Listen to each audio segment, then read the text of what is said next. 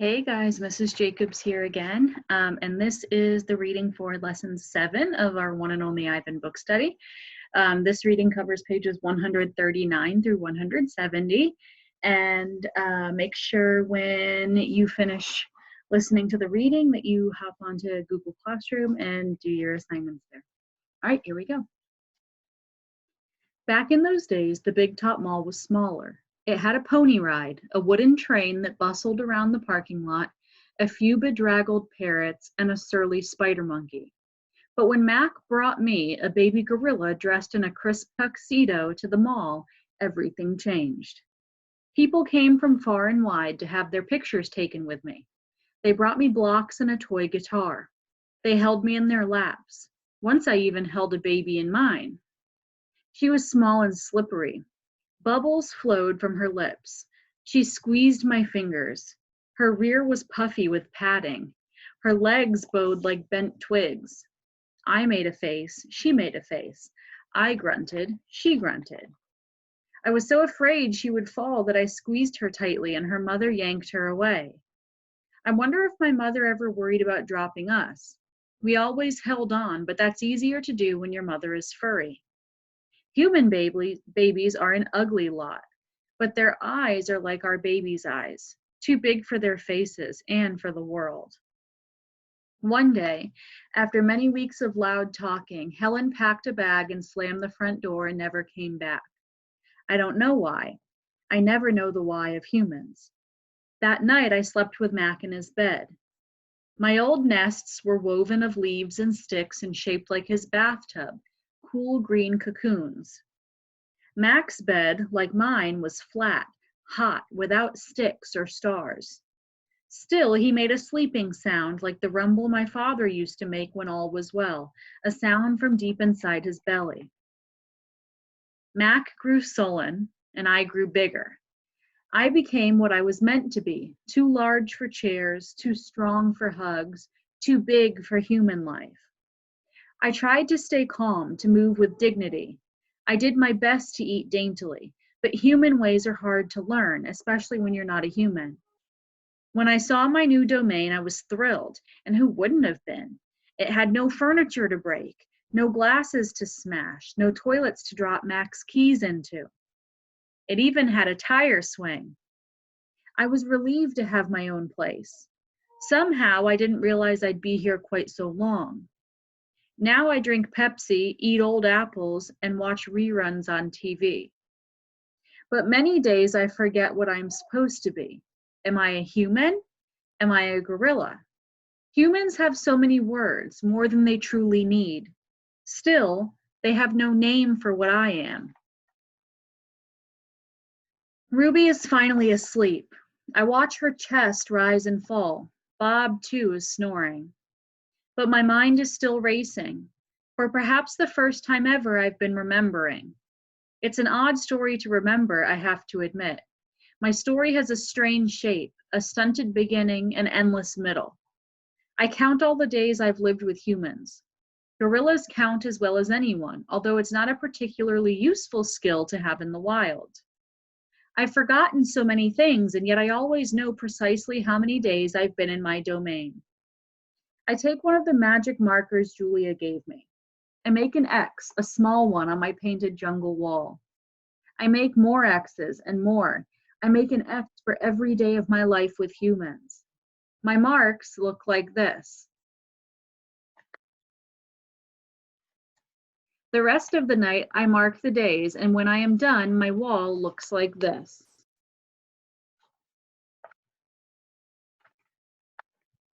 And so on until there are 9,876 X's marching across my wall like a parade of ugly insects. It's almost morning when I hear steps. It's Mac. He has a sharp smell. He weaves as he walks. He stands next to my domain. His eyes are red. He is staring out the window at the empty parking lot. Ivan, my man, he mumbles. Ivan. He presses his forehead against the glass. We've been through a lot, you and me. We don't see Mac for 2 days. When he returns, he doesn't talk about Stella. Max says he is anxious to teach Ruby some tricks. He says the billboard is bringing in more visitors. He says it's time for a new beginning. All afternoon and into the evening, Mac works with Ruby. Ruby's feet are looped with rope so that she cannot run. A heavy chain hangs off her neck. Mac shows her Stella's ball, her pedestal, her stool. He introduces her to Snickers. When Ruby obeys Mac, he gives her a cube of sugar or a bit of dried apple. When she doesn't, he yells and kicks at the sawdust. When George and Julia arrive, Mac is still training Ruby. Julia sits on a bench and watches them. She draws a little, but mostly she keeps her eyes on Ruby. Bob watches too. He's hiding in the corner of my domain under knot tag. It's raining outside and Bob does not like damp feet. Ruby trudges behind Mac, her head drooping. Endlessly they circle the ring. Sometimes Mac slaps her flank with his hand. Suddenly Ruby jerks to a stop. Mac pulls the chain hard, but Ruby refuses to move. Come on, Ruby. Mac is almost pleading. What is your problem? She's exhausted, I say to myself. That's the problem. Mac groans. Idiot elephant. Idiot human, Bob mutters. Walk, Ruby, I say, although I know she's too far away to hear me. Do what he says. Walk, Mac commands. Now. Ruby doesn't walk. She plops her rump on the sawdust floor. I think maybe she's tired, Julia says. Mac wipes his forehead with the back of his arm. Yeah, I know, we're all tired. He pushes Ruby with the heel of his foot. She ignores him. George looks over from the food court where he is wiping off tables. Mac, he yells, maybe you should call it a day. I'll close up. Mac yanks on Ruby's chain. She's as anchored as a tree trunk. He pulls harder and falls to his knees. That does it, Mac says. He brushes sawdust off his jeans. I am through playing around. Mac stomps off to his office. When he returns, he is carrying a long stick. The gleaming hook on its end is almost beautiful, like a sliver of moon. It's a claw stick. Mac pokes Ruby with the sharp point. Not hard, just a touch. I can tell he wants her to see how much it can hurt. I growl low in my throat. Ruby doesn't budge. She is a gray, unmoving boulder. She closes her eyes, and for a moment I wonder if she might have fallen asleep. I'm warning you, Mac says. He breathes out. He stares at the ceiling. Ruby makes a huffing sound. Fine, Mac says. You want to play it that way? He draws back the claw stick. No, Julia cries. I'm not going to hurt her, Mac says. I just want to get her attention. Bob snarls. Mac swings. The hook slices the air just a few inches above Ruby's head. See why you don't want to mess with me? Mac says. He draws back the claw stick again. Now move. Ruby jerks her head, flinging her trunk toward Mac. She makes a noise that sends the sawdust scattering. It makes my glass shiver. It is the most beautiful mad I have ever heard. Ruby's trunk slaps into Mac. I don't see exactly where she strikes him. Somewhere below his stomach, I think, and I know he must be uncomfortable because Mac drops the claw stick and falls down on the ground and curls into a ball and howls like a baby. Direct hit, Bob says. Mac groans. He stumbles to his feet and hobbles off toward his office. Ruby watches him leave. I can't read her expression. Is she afraid, relieved, proud? When Mac is gone, George and Julia lead Ruby from the ring. It's okay, baby, it's okay, Julia says, stroking Ruby's head. They settle Ruby in her domain and make sure she has fresh water and food. Before long, Ruby's dozing. Dad, Julia asks as George locks Ruby's iron door, do you think Mac would ever hurt Ruby? I don't think so, Jules, George says. At least I hope not. Maybe we could call someone. George scratches his chin. I wish I could help Ruby, but I wouldn't know how. I mean, who would I call? The elephant cops? Besides, George looks down.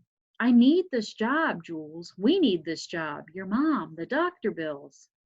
He kisses the top of Julia's head. Back to work, you and me both. Julia sighs and reaches for her backpack. She removes a piece of paper, a bottle of water, and a small metal box. Homework first, George says, wagging a finger. Then you can paint. It's for art class, Julia explains. We're doing watercolors. I'm going to paint Ruby.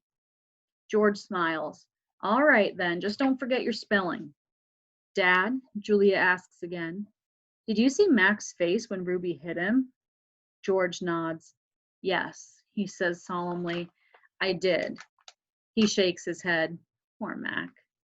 He turns away, and only then do I hear him laughing. Julia opens the metal box. I see a row of little squares.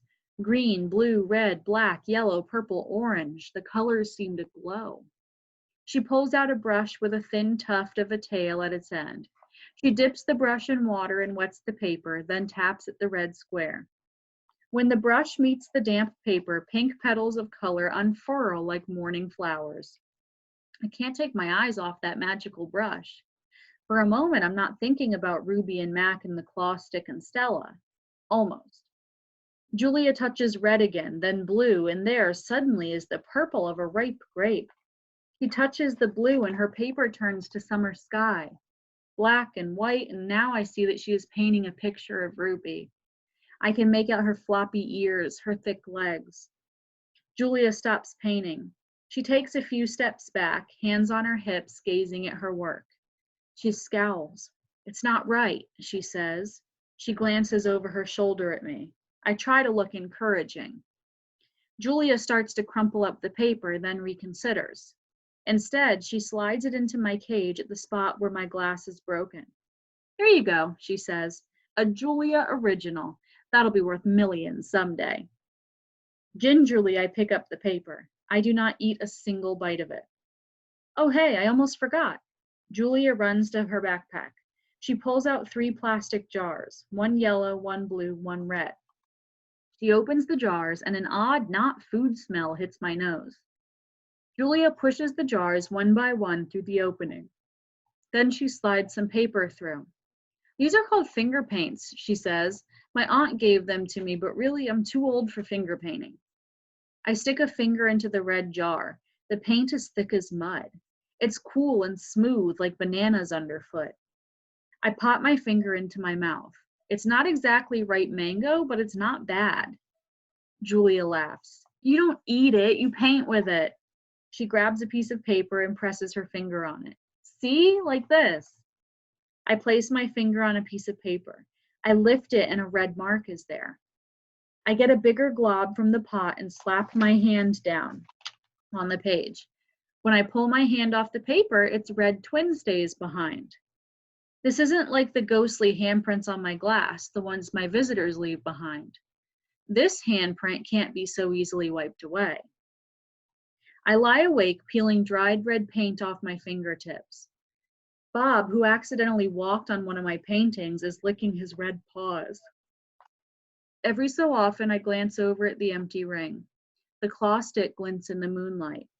Stop, no! Ruby's frantic cries startle me. Ruby, I call, you're having a bad dream. You're okay, you're safe. Where's Stella? She asks, gulping air. Before I can answer, she says, never mind, I remember now. Go back to sleep, Ruby, I say. You've had a hard day. I can't go back to sleep, she says. I'm afraid I'll have the same dream. There was a sharp stick and it hurt. I look at Bob and he looks at me. Oh, Ruby says. Oh, Mac. She puts her trunk between the bars. Do you think, she hesitates, you think Mac is mad because I hurt him today? I consider lying, but gorillas are terrible liars. Probably, I finally say. He ran away after that, Ruby says. Bob gives a scornful laugh. Crawled away is more like it. We are quiet for a while. Branches claw at the roof. A light rain drums. One of the parrots murmurs something in her sleep. Ruby breaks the silence. Ivan, I smell something funny. He can't help it, Bob says. I believe she's referring to the finger paints Julia gave me, I say. What are finger paints? Ruby asks. You make pictures with them, I explain. Could you make a picture of me? Maybe someday. I remember Julia's picture, the one that will be worth $1 million. I hold it up to the glass. Look, it's you. Julia made it. It's hard to see, Ruby says. There's not much moonlight. Why do I have 2 trunks? I examine the picture. Those are feet. Why do I have 2 feet? That's called artistic license, Bob says. Ruby sighs. Could you tell me another story? She asks. I don't think I can ever go back to sleep. I told you all I remember, I say with a helpless shrug. Then tell me a new story, she says. Make something up. I try to think, but my thoughts keep returning to Mac and his claw stick. Anything yet? Ruby asks. I'm working on it. Ivan, Ruby presses. Bob said you're going to save me. I search for true words. I'm working on that too. Ivan, Ruby says in a voice so low I can barely hear her. I have another question. I can tell from the sound of her voice that this will be a question I don't want to answer. Ruby taps her trunk against the rusty iron bars of her door. Do you think, she asks, that I'll die in this domain someday like Aunt Stella? Once again, I consider lying, but when I look at Ruby, the half-formed words die in my throat. Not if I can help it, I say instead. I feel something tighten in my chest, something dark and hot. And it's not a domain, I say. I pause and then I say it. It's a cage. I look at the ring layered with fresh sawdust. I look at the skylight at the half-hidden moon. I just thought of a story, I say. Is it a made-up one or a true one? Ruby asks. True, I say. I hope. Ruby leans against the bars. Her eyes hold the pale moon in them, the way a still pond holds stars. Once upon a time, I say, there was a baby elephant. She was smart and brave, and she needed to go to a place called a zoo. What's a zoo? Ruby asks. A zoo, Ruby, is a place where humans make amends. A good zoo is a place where humans care for animals and keep them safe. Did the baby elephant get to the zoo? Ruby asks softly. I don't answer right away. Yes, I say at last. How did she get there? Ruby asks. She had a friend, I say. A friend who made a promise. It takes a long time, but finally Ruby returns to sleep. Ivan, Bob whispers, yawning. What you said about the zoo. How are you going to do it? Suddenly I feel as if I could sleep for 1,000 days. I don't know, I admit. You'll think of something, Bob says confidently, his voice trailing off as his eyes close. What if I don't? I ask, but Bob is already asleep. His little red feet dance, and I know he's running in his dreams. Bob and Ruby sleep on. I don't sleep. I think about the promise I made to Stella and the pictures I've made for Ruby, and I remember it all. We were clinging to our mother, my sister and I, when the humans killed her. They shot my father next. Then they chopped off their hands, their feet, and their heads. Ooh, so be interested to see what you guys think is going to be coming next now that we've read this little part. So make sure you go on Google Classroom and you do your assignments and then check back tomorrow for your next lesson. All right, bye.